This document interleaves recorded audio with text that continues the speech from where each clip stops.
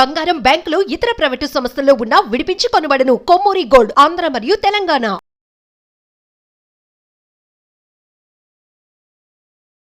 నమస్తే. ఈ వార్త చాలా జాగ్రత్తగా వినండి. హైదరాబాద్ వాసుల గుండెల్లో దడ పుట్టించే వార్త ఇది. నిన్న ఫుడ్ సేఫ్టీ అధికారులు తనిఖీలు చేశారు. హైదరాబాద్ బోయినపల్లిలో రాజరాజేశ్వర నగర్లో అక్కడ ఒక కార్ఖానాలో తనిఖీ చేస్తే కళ్ళు బైర్లు గమ్మే వాస్తవాలు బయటకు వచ్చాయి. ఆ తనిఖీల్లో 1500 కిలోల కల్తీ అల్లం వెల్లుల్లి పేస్టు. ఈ కల్తీ ఎట్లా చేశారంటే యాసిడ్ ఉపయోగించారు. చాలా భయంకరమైన, ఆరోగ్యానికి ప్రమాదకరంగా ఉన్నటువంటి యాసిడ్ను ఉపయోగించి ఈ అల్లం వెల్లుల్లి తయారీని చేశారు. 1500 కిలోలు, 100 కిలోలు, 200 కిలోలు కాదు. గత కొన్ని సంవత్సరాలుగా ఈ విధంగా కల్తీ అల్లం వెల్లుల్లి పేస్ట్ తయారు చేసి వాటిని ప్యాకెట్లలో పెట్టి ప్రముఖ హోటల్స్, రెస్టారెంట్లు, కిరాణా షాపులు, హోల్సేల్ మార్కెట్లో కూడా దీన్ని అమ్మేసుకున్న పరిస్థితి. అంటే ఇష్టం వచ్చినట్టుగా కల్తీ చేసేయటం. వాళ్ళకి కావాల్సింది డబ్బే.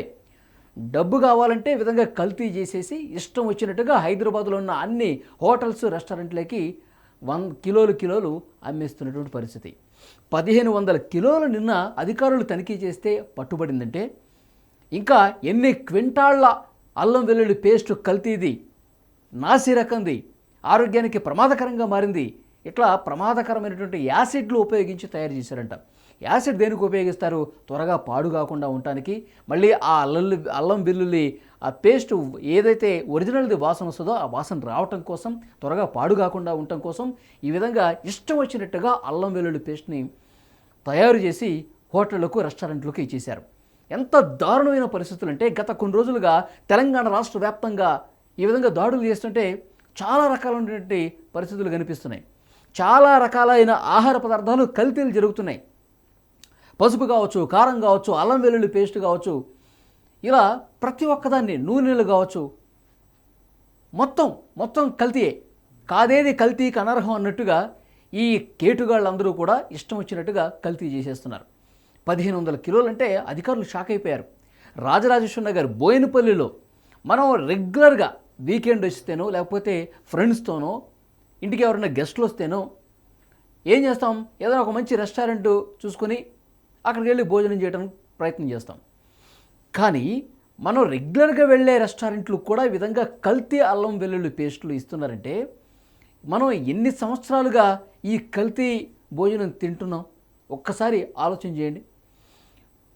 ఇప్పుడు రెగ్యులర్గా హాస్పిటల్కి వెళ్తే ఫుడ్ పాయిజన్ కేసులు ఎక్కువ అవుతున్నాయి ఈ మధ్యకాలంలో. దానికి కారణం ఏంటి?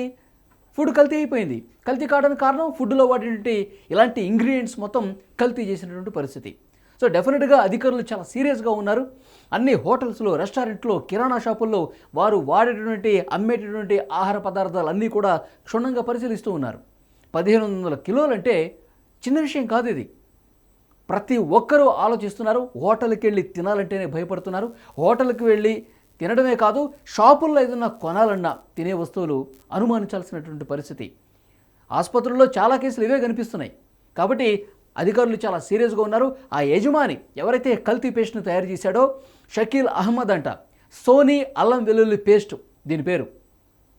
సో దాన్ని మొత్తం సీజ్ చేశారు. అక్కడ ఉన్నటువంటి వస్తువులను కూడా సీజ్ చేశారు. ఇలా సోనీ అల్లం వెల్లుల్లి పేస్ట్ తయారీ కేంద్రాలు ఏవైతే ఉన్నాయో వాటి మీద కూడా క్షుణ్ణంగా పరిశీలిస్తున్నారు. ఇతను పరారీలో నుండి ఇతను కోసం పోలీసులు గాలింపు చర్యలు చేపడుతున్నారు. మొన్న ఖమ్మంలో చూసాం, అంతకుముందు ఆదిలాబాద్లో చూసాం, మొన్న హైదరాబాదు హోటల్స్, రెస్టారెంట్లు చాలా సీజ్ చేశారు. ఇప్పుడు కల్తీ జరిగిందని తెలిస్తేనో లేకపోతే కిచెన్లో సరైన పరిస్థితుల్లో ఆ కిచెన్ వాడట్లేదని తెలిస్తేనో, ఆహారం నాణ్యత లేదని తెలిస్తేనో హోటల్స్ సీజ్ చేస్తారండి, రెస్టారెంట్లు సీజ్ చేస్తారు. ఆ తర్వాత ఏమవుతుంది? మళ్ళీ ఏ పొలిటీషియన్ పెట్టుకోనో లేకపోతే అక్కడ స్థానికంగా ఉన్నటువంటి అధికారులను మేనేజ్ చేసో మళ్ళీ వారంలో ఆ రెస్టారెంట్లు తెరుస్తున్నారు. కానీ ఇట్లా పరిస్థితి ఉండకూడదు. ఇది ప్రజల ప్రాణాలకు సంబంధించిన సమస్య. ఆసుపత్రుల్లో కొంతమంది చికిత్స పొందుతూ కూడా చనిపోయిన పరిస్థితులు ఉన్నాయి ఫుడ్ పాయిజన్ జరిగి. కాబట్టి దీన్ని చాలా సీరియస్గా ఉండాలి. కఠినమైనటువంటి చట్టాలు తీసుకురావాలి.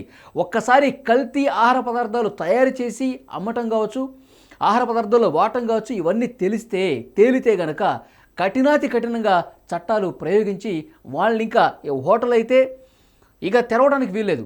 ఆ బ్రాంచులు ఎన్నున్నా సరే వాటికి మళ్ళీ అనుమతి ఇవ్వటానికి అధికారులు నిరాకరించాలి. అంత కఠినంగా వ్యవహరించాలి.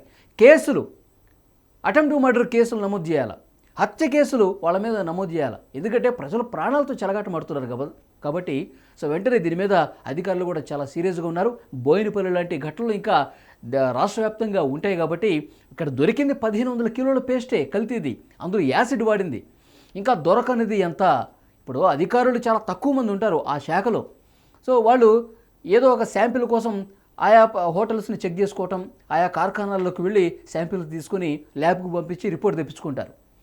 అది కల్తీ జరిగిందా లేదా అని తెలుసుకోవడం కోసం, అసలు ఎట్లా తయారు చేస్తున్నారు అనేది.